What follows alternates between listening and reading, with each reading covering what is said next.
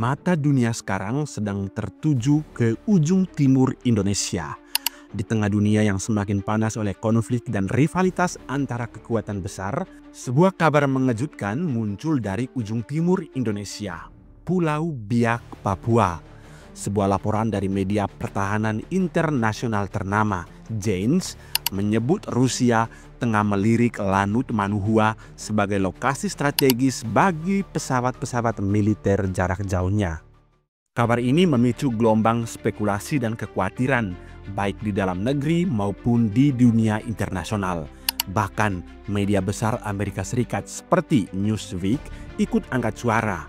Tak main-main, mereka menulis bahwa langkah Rusia ini bisa menjadi ancaman nyata bagi Australia, sekutu utama Amerika Serikat yang hanya selemparan batu dari Papua. Apakah Indonesia akan menjadi panggung baru rivalitas Moskow dan Washington? Lanut Manuhua bukan sekadar landasan, ini adalah pangkalan udara strategis yang berbagi runway dengan Bandara Frans Kaisiepo di Biak. Namanya diambil dari pahlawan Trikora Mayor Udara Lambertus Manuhua yang gugur saat merebut kembali Irian Barat di tangan Belanda. Disinilah sejarah perjuangan bersatu dengan misi pertahanan masa depan. Kini, status Lanut Manuhua telah meningkat menjadi Forward Operating Base atau VOB, salah satu dari 4 pangkalan udara terdepan Indonesia. Dengan penguatan Wing Udara 9 dan rencana pembentukan skadron tempur serta helikopter, Biak dipersiapkan menjadi garda udara paling tangguh di timur Indonesia. Dan disinilah dunia mulai memperhatikan. Pada Februari 2025, sebuah pertemuan penting terjadi. Menteri Pertahanan RI Zafri Samsudin bertemu dengan Sekretaris Dewan Keamanan Rusia. Tidak butuh waktu lama, rumor mencuat bahwa Moskow meminta akses Lanut Manuhua untuk pesawat-pesawat tempurnya. Walaupun Kementerian Pertahanan RI langsung membantah, Australia bergerak lebih cepat. Mereka menyatakan keprihatinan dan langsung meminta klarifikasi. Perdana Menteri Australia Anthony Albanese menyebut isu ini sangat sensitif dan berpotensi mengguncang stabilitas kawasan. Maklum, Papua bukan hanya halaman belakang Indonesia. Bagi Australia dan Amerika Serikat, wilayah ini adalah zona penyangga antara Samudra Pasifik dan Laut Arafura, jalur strategis yang menjadi urat nadi lalu lintas militer dan ekonomi dunia. Tapi pertanyaannya bukan lagi apakah benar rencana Rusia tersebut, melainkan mengapa Biak dan mengapa dilakukan sekarang. Langkah Rusia bukan kebetulan. Di balik minat terhadap Lanut Manuhua tersembunyi kepentingan strategis dan geopolitik yang sangat besar. Yang pertama, posisi geostrategis Biak. Biak menghadap langsung ke Samudra Pasifik dan berada tidak jauh dari wilayah udara Australia dan Guam, dua lokasi vital bagi militer Amerika Serikat dan sekutu-sekutunya. Bagi Rusia, menempatkan pesawat pengintai dan pembom jarak jauhnya di Biak akan membuka jalur pengawasan strategis dan proyeksi kekuatan ke Pasifik Selatan, bahkan hingga wilayah Indo-Pasifik yang menjadi pusat baru perebutan pengaruh. Kedua, upaya mengepung Amerika Serikat dari arah timur. Sejak perang Ukraina, Rusia makin terdesak oleh NATO dan Amerika Serikat di wilayah Eropa. Kini mereka menggeser perhatiannya ke timur, di mana Amerika Serikat dan sekutu seperti Jepang, Korea Selatan, dan Australia membangun aliansi militer baru.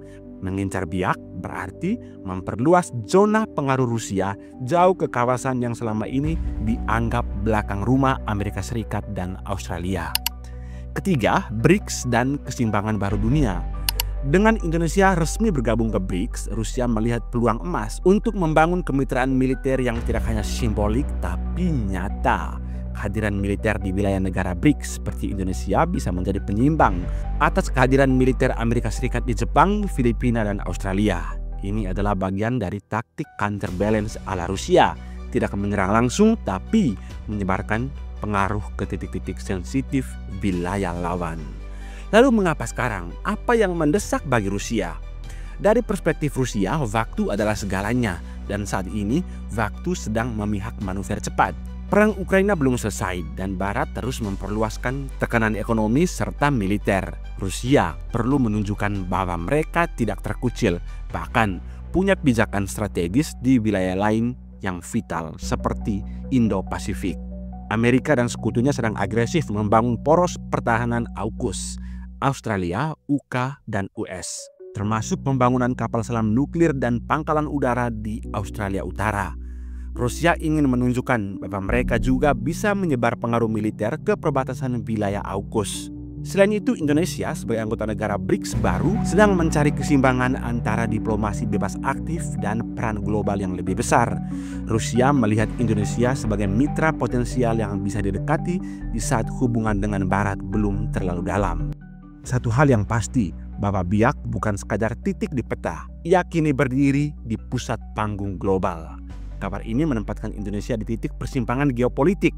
Di satu sisi, Indonesia menjunjung tinggi prinsip bebas aktif dan menolak menjadi alat kepentingan kekuatan besar. Di sisi lain, posisi strategis seperti Biak menjadi sangat menarik bagi negara-negara besar yang ingin memperluas pengaruhnya di Asia Pasifik. Apakah Indonesia akan tetap berdiri tegak sebagai jangkar perdamaian atau akan terseret ke dalam arus tarik-menarik kekuatan global yang semakin ganas? Yang jelas, Kementerian Pertahanan Luar Negeri membantah keras adanya rencana menjadikan Lanut Manuhua sebagai pangkalan militer Rusia. Bantahan tersebut disampaikan oleh Kepala Biro Informasi Pertahanan, Sekjen Kemenhan, Brigjen TNI Frega Venas Inkiriwang. Terkait pemberitaan tentang usulan penggunaan pangkalan Indonesia oleh Rusia, Kemenhan mengklarifikasi bahwa berita tersebut tidak benar, kata Frega, dilansir dari Kompas.com Selasa 15 April 2025. Ia menegaskan pertemuan antara Menhan RI Shafik Samsudin dan Sekretaris Dewan Keamanan Rusia pada Februari lalu dalam kerangka hubungan bilateral dan tidak mencakup pembicaraan strategis soal pangkalan militer. Satu hal yang pasti, langkah Indonesia dalam merespon isu ini akan menjadi penentu apakah akan tetap teguh menjaga jarak dari konflik global atau justru menjadi rebutan dalam permainan catur geopolitik yang tengah memanas. Terima kasih kedatangan yang mulia. Kita sahabat lama dan saya sangat gembira melihat yang mulia di sini. Tapi kurang lama di sini.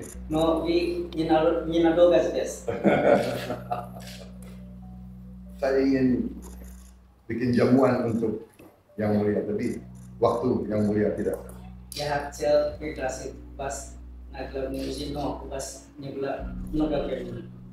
Bagaimana sahabat saya, Presiden Putin? Sehat? Semuanya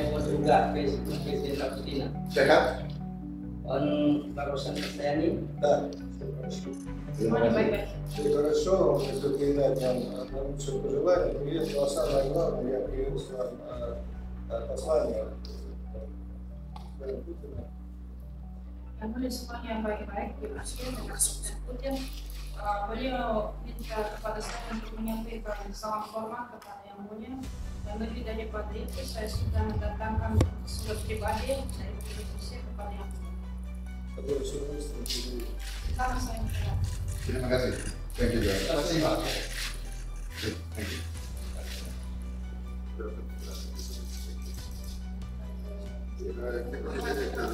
you.